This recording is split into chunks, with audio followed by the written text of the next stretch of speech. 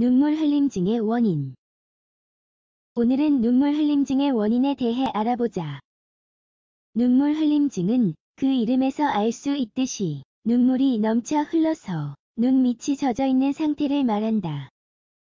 눈 건강을 유지하기 위해 눈에 윤활제가 필요하다는 걸 알고 있지만 때로는 눈물샘에서 생성되는 액체가 빠져나갈 수 없는 경우도 있다.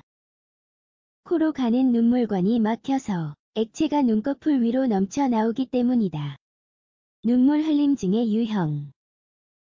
눈물 흘림증을 겪는 사람들에 따라 눈물 흘림증의 유형을 분류할 수 있다. 일반적으로 아기와 성인은 과도한 눈물로 고통받을 가능성이 가장 높다. 아기의 눈물 흘림증. 눈물 흘림증은 아기에게 매우 흔하지만 추가적인 합병증을 피하고자 주의를 기울이는 게 중요하다. 종종 아기의 눈물 흘림증은 눈물관의 작은 막힘이나 결막염의 발생과 관련이 있다. 하지만 아기에게 감기, 알레르기 또는 눈에 긁힘이 있는 경우에도 발생할 수 있다. 그러므로 눈물이 계속 나면 소아과 의사와 상담해야 한다.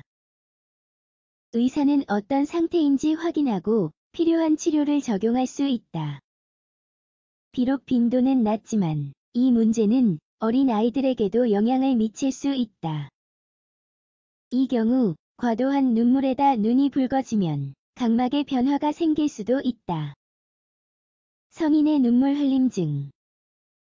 성인의 경우 눈물 흘림증의 원인은 다양하다. 하지만 눈물샘 막힘이 가장 흔한 원인이다. 또한 다른 관련 조건이 있다. 전자기기의 과도한 사용으로 인한 눈의 피로 건조함을 보완하기 위해 눈물 형성을 자극하는 심한 안구 건조증 고령과 연관된 어려움 눈물 흘림증의 원인. 이 문제로 인한 끊임없는 눈물은 매우 성가시다. 이는 일반적으로 눈꺼풀의 발적, 자극, 부기 및 해당 부위에 타는 듯한 느낌과 관련되기 때문이다. 그렇지만 중요한 건 특정 치료를 시작하기 위해 원인을 식별하고 추가 합병증을 배제하는 것이다. 눈물관 막힘. 이 글의 도입부에서 설명했듯이 눈물관은 눈물을 생성하는 역할을 한다. 그리고 그 기능은 눈을 깨끗하고 윤활하게 유지하는 것이다. 과도한 체액의 경우 코 안쪽에서 끝나는 눈물관을 통해 배출되어야 한다.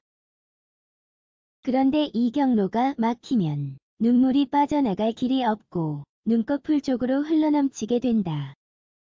이것이 바로 아무 이유 없이 눈에 눈물이 있는 것처럼 보일 때 일어나는 일이다.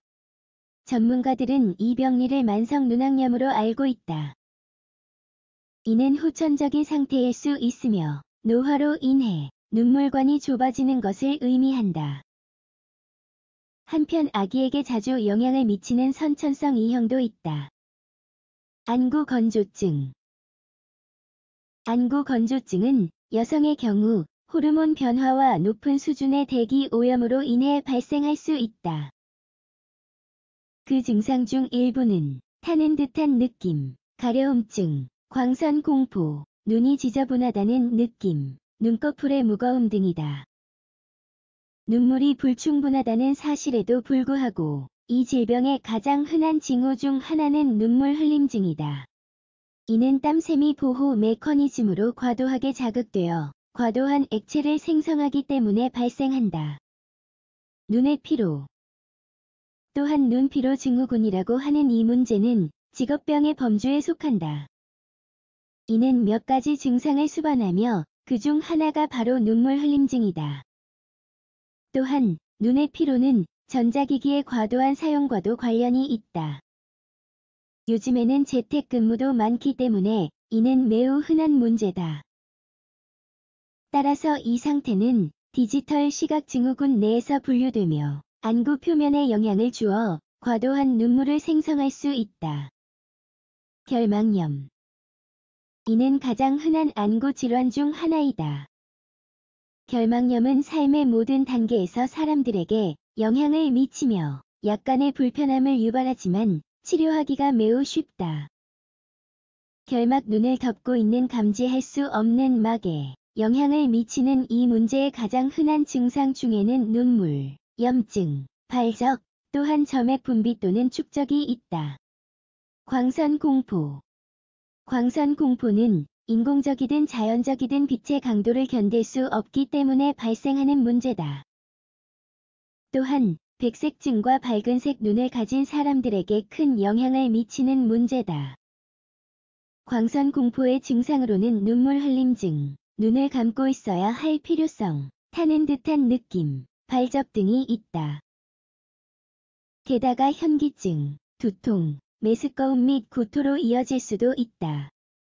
기타 흔하고 가벼운 원인.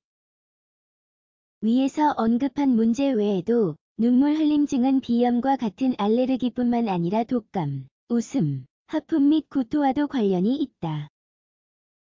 이러한 경우에 과도한 눈물은 외부 반응으로 인한 것이므로 문제가 되지 않는다. 언제 의사와 상담해야 할까? 눈물 흘림증의 원인이 결막염과 관련이 있음을 알았을 때 의사의 진료를 받는 게 중요하다. 이는 바이러스와 전염성이 있기 때문이다. 또한 명백한 원인이 없고 불편함이 일주일 이상 지속해도 진료를 받아야 한다. 증상이 지속해서 나타나는 경우도 마찬가지다. 어떤 경우든 이 눈 상태를 통제하기란 쉽다.